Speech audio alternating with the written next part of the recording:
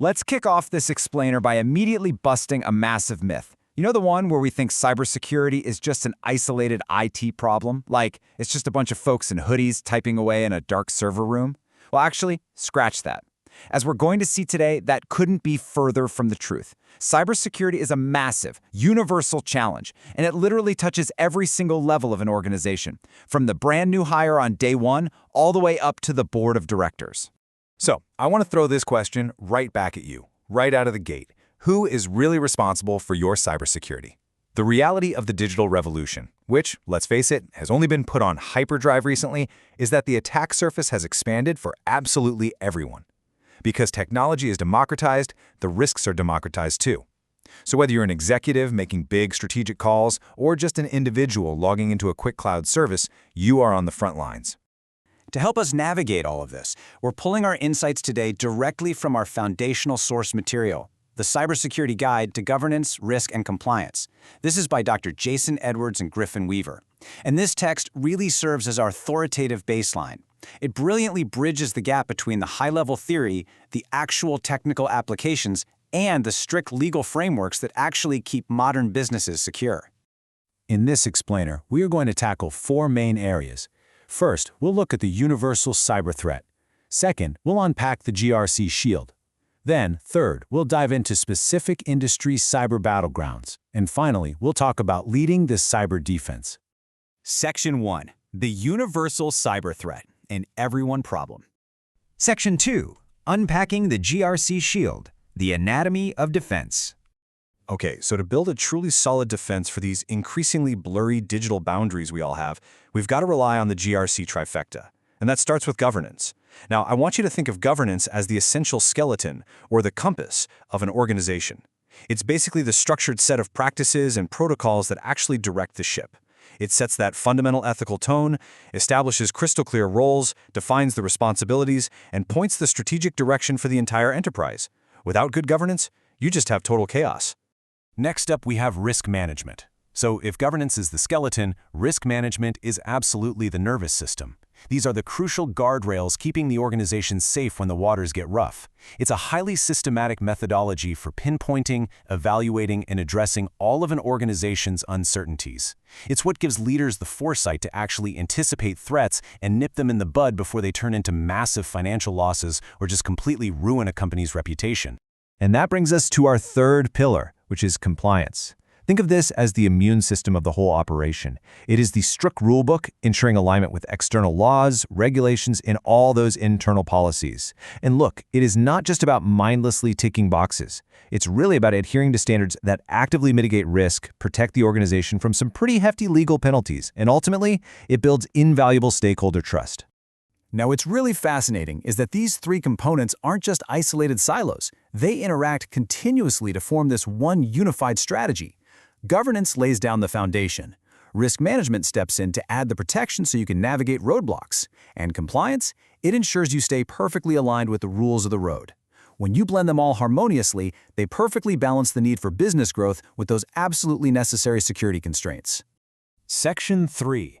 Industry cyber battlegrounds, high-stakes sectors. Let's get into some specifics here. In the finance sector, the threats are honestly massive. We're talking state-sponsored advanced persistent threats, or APTs, and heavy ransomware, mainly because, well, it's a wildly lucrative target. So they have to navigate incredibly strict financial regulations like GLBA and PCI DSS. Meanwhile, over in the government sector, they're dealing with constant cyber espionage and hacktivism, trying to protect highly classified national security data.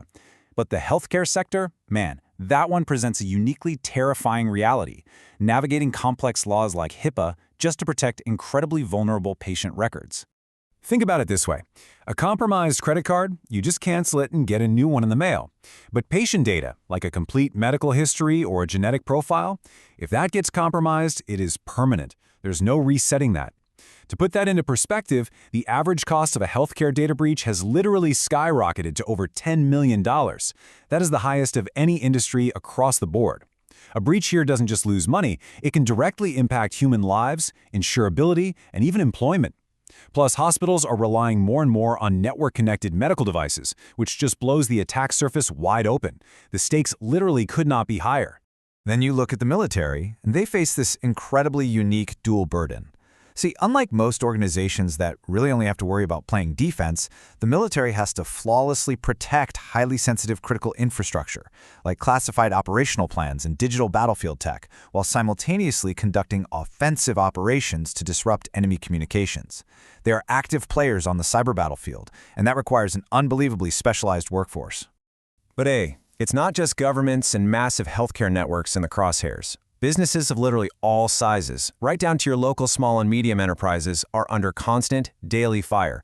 They're dealing with incredibly sophisticated phishing schemes, sneaky supply chain attacks, and brutal ransomware campaigns. And the crazy part? They are facing these relentless threats while simultaneously struggling with a massive cybersecurity talent shortage. The demand for actual, capable cybersecurity expertise completely outstrips the supply right now, which is leaving so many organizations wide open. Which brings us to a really powerful quote from our source material that sums this up perfectly. Cybersecurity governance empowers us with wisdom, risk management equips us with foresight, and compliance holds us accountable to our commitment to protecting our digital assets. Together, they form an unbreakable shield against cyber adversaries. This is such a great philosophical bridge. It perfectly connects the structural, high-tech frameworks we just unpacked directly back to the human beings who are actually tasked with running them. Section 4. Leading the cyber defense, the human element. So what exactly makes a great modern cybersecurity leader? First off, they have to be a visionary, someone who defines a clear strategic direction without second-guessing. But vision alone just isn't enough, right? They also need to be a stellar communicator, someone capable of demystifying really complex technical concepts for non-technical stakeholders and executives. On top of that, they absolutely must remain ethical, prioritizing privacy and trust even when it's the harder path to take. And finally, they have to be resilient.